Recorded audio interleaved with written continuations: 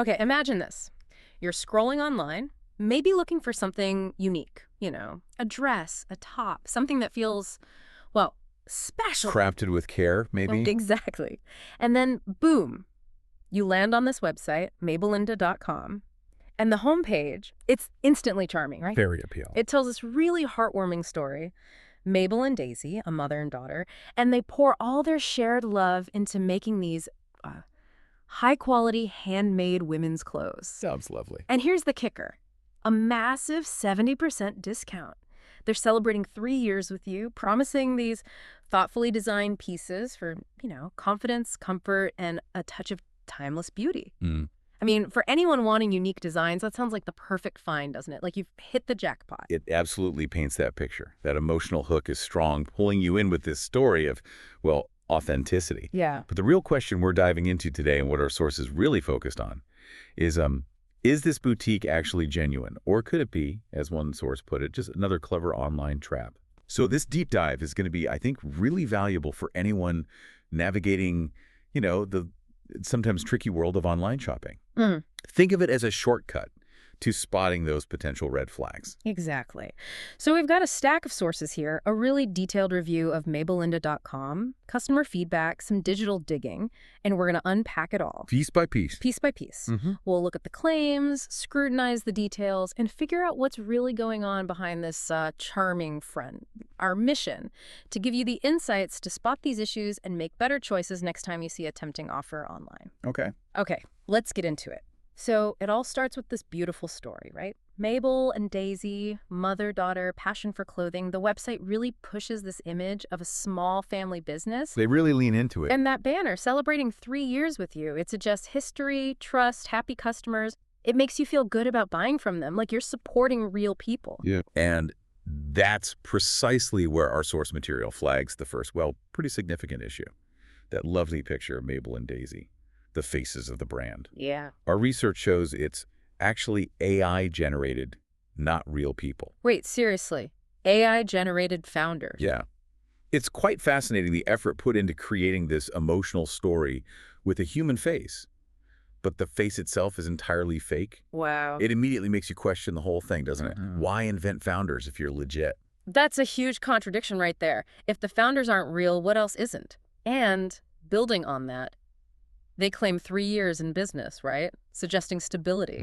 A track record. But our research found something else entirely. Their website domain, mabelinda.com, it was registered only a few months ago. Just months, not years. So that 3-year anniversary celebration, the 70% off sale, it's smoke and mirrors. Completely fabricated. That's not just a small red flag. That's a giant flapping one, isn't it? It makes you wonder what else is just, creatively interpreted. It definitely erodes trust from the get-go. And that doubt only gets stronger when you start digging into the terms and conditions. Ah, the fine print nobody reads. Exactly. But our source did, and it's, well, illuminating. There are several clauses that raise eyebrows. For instance, they explicitly state they can refuse service to anyone at any time for any reason. Meaning they can just cancel your order without explaining why. Pretty much. And if you want to return something, the customer is responsible for all return shipping costs. Okay. Which, as the source notes, can be costly, especially if it's going back overseas, which we might suspect it is. Wow. Okay, so they can refuse you, cancel on you, and if you do get something and it's wrong, you foot the bill to send it back internationally, maybe. That's not great. But I bet there's more, right? Oh, yes. The terms also say the company can change prices or any of these rules at any time without notice. So the deal you see might just vanish. Could. Or the terms you agreed to could shift after you buy.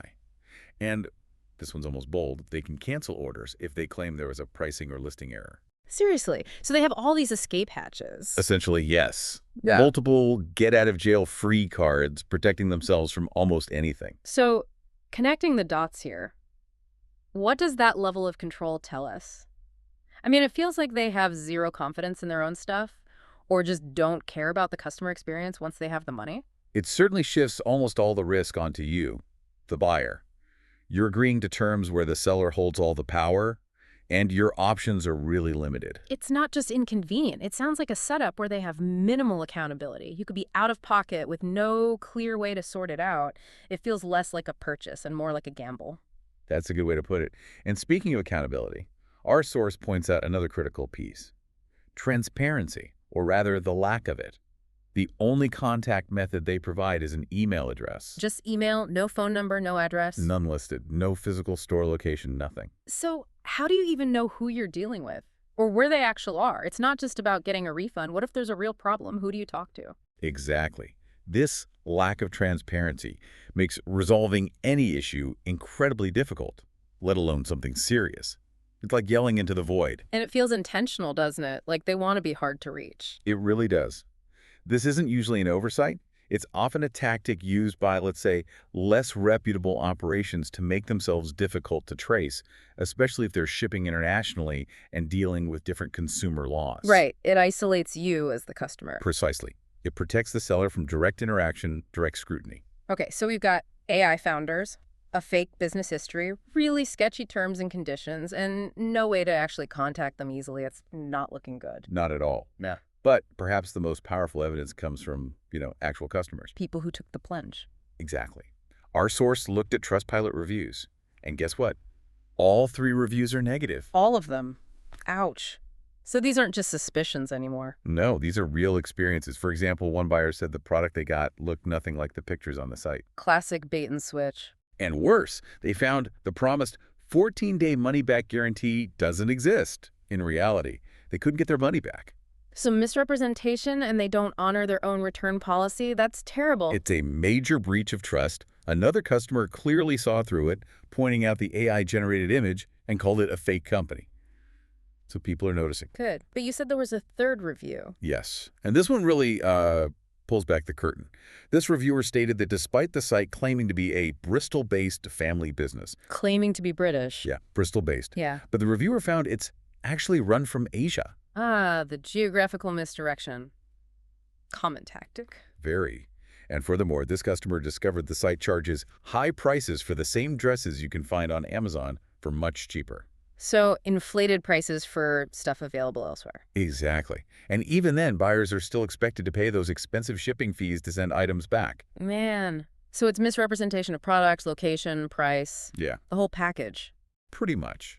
Systemic issues, lack of transparency about origin, inflated costs, poor value. These real stories just shatter that whole Mabel and Daisy narrative, don't they? You're not supporting artisans. You're potentially getting overpriced, mass-produced goods from a company that lies about where it is and won't stand by its promises. It's a stark contrast between the marketing and the reality. So let's connect all these dots then. What's the final verdict from our source? Is it just a total scam? Well, total scam might be strong in the sense that you might eventually get something delivered. You probably will. Okay. But here's the real issue. They're drop shipping products you can easily find elsewhere for much lower prices. Drop shipping. So they don't actually make or even stock the clothes. Exactly. They're just a middleman. You order, they pass the order to a supplier, likely in Asia based on that review, who ships it to you. They never touch the product. So they're definitely not Mabel and Daisy crafting handmade item. Not even close. They're just a storefront with a nice story. Which means you are essentially paying a premium for a fake handmade family business story. That sums it up perfectly. So if you actually want genuine handmade clothes, that special piece. Our source strongly suggests you're probably better off buying from a reputable seller or marketplace you can trust, like Etsy or known independent designers. Because with Mabelinda.com, you're just getting an overpriced, potentially misrepresented item wrapped in a marketing lie. The magic is pure illusion. Precisely. Wow.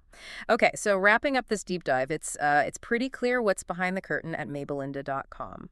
We started with that lovely story, the mother-daughter team, the big anniversary sale. The initial allure. Yeah, but we quickly found AI founders, a fake business age, those really restrictive terms, no real contact info. All confirmed by negative customer reviews detailing misrepresentation, broken promises, and deception about where the business is even located. It just crumbled under scrutiny.